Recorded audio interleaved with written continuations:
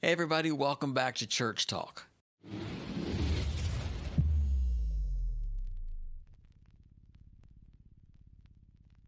Today, guys, I want to continue this series that I'm on about budget wireless microphones. And if you've watched a few of my previous videos, you will see where I've been talking about Voco Pro, GTD Audio, Phoenix Pro, these cheaper microphone systems. So today I want to talk about another that is a well-known brand, but it's on the cheaper end of your price range. So stay tuned because I'm going to give you my review of the Shure SM58 wireless microphone systems. All right, so we bought the Shure SM58 wireless mics a while back for our church. At the time, they had a couple cheaper wireless mics, and they had some good wired mics. The good wired mics were the Shure 58s. I mean, everybody has an SM58 in their church, or several of them, and they're probably in a box or bin somewhere. And they still work, and they're probably 20 or 30 years old or more, and they still sound great. And they look rugged. They look like someone used them as a hammer, and they're still working. So because of that, I've seen those rugged microphones like that just looked like they were pulled out of a dumpster somewhere, but they still worked, and they actually still didn't sound bad. They sounded pretty good for how they looked. So because of that, I thought, well, let's try the Shure SM58 wireless and see if it's the same quality. And so we went ahead and bought what you see on the screen here as the Shure 58s, the SM58s. And I was thinking, they're not too expensive. I'll put a link here in the description so you can go check them out. But they're not near as expensive as like the one that I use every week, the Shure Beta 87A. But they're a lot cheaper when it comes to your name brand. So I thought, well, let's go ahead and buy those and try them out and see how they last. We've had them for about, I'm going to say, going on 2 years. It'll be close to 2 years, probably more like a year and a half. And we haven't had many problems with them. There's been a few things here and there, but in this review, I want to talk about just the microphone itself and then the service that it's given us. It's a good, solid microphone for speakers or singers. It's reliable. It is a good system. It's built around that tried and true SM58 dynamic microphone. So it does give you a good, clear, warm sound, but it does have its drawbacks as well, being on the cheaper side. So let's talk about the performance and the sound quality for a moment. The sound quality is, in my book, it's pretty good for the most part. It rejects background noise and feedback, kind of like your SM58, your wired microphone does. So in that aspect, it's pretty good. You don't have a whole lot of sound coming through it. Like if your singer's not singing, you don't have a ton of noise coming through it, or you don't have a lot of bleed from other things on the stage. So in that aspect, they're really good. A lot of it depends on the model that you get, because the SM58s come in different models. There's the BLX, the GLXD, the SLX. There's a lot of different models that you can choose from in those ranges. So Shure makes a bunch of different options there. The one that we got, I believe, is the BLX. We're happy with them. They're pretty good. There's 2 microphones per system. So now, the one drawback that I will say before I really get into it is that these things come in a brick. The receiver looks like a flat brick, and there's no external antenna on these systems. So the antenna is built into the body. There's no external antenna. So if you have an antenna system already that you want to plug your wireless devices into, this one you cannot do it straight out of the box. Now, I guess you could get inside of it and wire things up, but that's hardly anybody's going to be doing that, especially in small churches. That's not going to happen. The majority of us, we're going to plug things in as they're intended. We're not going to modify anything. So right out of the box, you cannot plug these things into an external antenna system. So without an antenna on it, not just one that you can remove, but just an external antenna, the range on these things, I'm finding they're not great. Ours is on the back side of the stage. We have, as of right now, we have some knee walls that are set up, and it's hiding all of our wireless equipment for a temporary means. So all these things are set beside of each other. They were set on top of one another, and we were having a lot of dropouts and a lot of feedback issues, and even microphones that were pairing with other receivers. So really weird type things going on. But when we separated them out and we put them side by side, we noticed a lot of those dropouts disappeared. We don't have near as many dropouts. We don't have near as many wireless interference issues, and they don't normally jump channels anymore. So every once in a while we'll have something happen with one of the mics. We have 4 of them. That's 2 dual packs. So we have 4 wireless mics. That's 2 systems. So sometimes they will get a little bit confused with each other somehow. So, I mean, it's not a big deal because we kind of know what to expect with them now. We kind of know what they're doing, and either one of our techs or somebody will take care of it relatively quickly. But it can be a pain. So that's one of the drawbacks with these units. The other drawback is that you don't really see what frequency that you're on. You only see like E1 or A1 or whatever, and so you have to go to the Shure website, and they will give you a chart for that specific model that you have, and it'll tell you what those numbers and letters mean, and then you refer to the chart and it tells you what frequency you're on. So if you have a lot of wireless mics, I wouldn't really recommend these, just because you really can't set the frequency. You have a certain amount of channels, you have a certain amount of options for your frequency. You can't really set it and see what the frequency actually is. So if you have a lot of gear, you might end up with some issues to where you're interfering with each other. But if you only have a few, or if you only have maybe 1 or 2 systems, I don't think you're going to have any issues. We haven't had any issues as far as that goes once we have separated them out and got them off of each other. Of course, we had other wireless mics and other wireless gear on top of them as well. They were all in a rack. Of course, these things are not rack mountable. They're just in the brick. So if you want to rack mount them, you have to buy like a rack drawer and put them inside the drawer.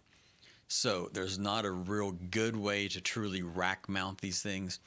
But in a lot of churches, they're not rack mounted anyway. They are set wherever they can be set. So if you put these things within sight and pretty close to you, you shouldn't have any problems with dropouts. They do sound really good. They're clear. Now, we have one microphone that I don't know what it is. We just can't get the EQ right on that mic. I don't know if there's an issue with that mic or what it is, but we do have one microphone that's just, for whatever reason, it's really hard to EQ, no matter who is on it. If it's a different singer or it doesn't matter. That one microphone is just difficult for us. It wants to give us a little bit of feedback, but that's only 1 out of 4. So I can't really say that the system itself is all like that microphone, but you may have that issue when you purchase these mics. But I think the good outweighs the bad. They were a whole lot cheaper than the mics that I purchased for myself. I wanted to have a really good, strong, dependable microphone because I can get really intense and really strong vocals at times. So I wanted something that I knew was going to handle it, and I've used the Beta 87 a lot. That's just kind of my go-to microphone. And for the rest of the team, I wanted a good, solid mic that wasn't going to break the budget, because we were in transition to move towards everything being wireless on our platform. So I didn't want to break the bank. So we tried the SM58s. And my opinion on them is they work really well. They have a range of 1 to 300 feet, but I don't think I would trust it. With the range that we have of about 25 feet, they work great. Never had an issue with them once we separated them out and got them away from all the other gear that was rack mounted. So to kind of revisit the pros, is they do have that classic SM58 sound with good vocal clarity. They do have minimal dropouts. As I was saying earlier, once we separated them out and they weren't on top of each other, if you do that, you will have some problems, as we did. They do have a pretty rugged construction. The build handling is pretty good. They do have the built-in internal pneumatic shock mount, so they don't have as much handling noise as what some of your cheaper microphones have. So if you're standing there and you're handling the microphone, you don't hear that rustling of the mic. You don't hear the handling. So that's a pro. And as far as what I was saying about, like, the frequency is like A1 or B2 or whatever it is, if that's the only microphone systems that you have, if you're a small ministry, a small church, and you only have a few, they are super easy to set up. You just match them up. They're very, very simple to operate and to find the frequency that you're needing.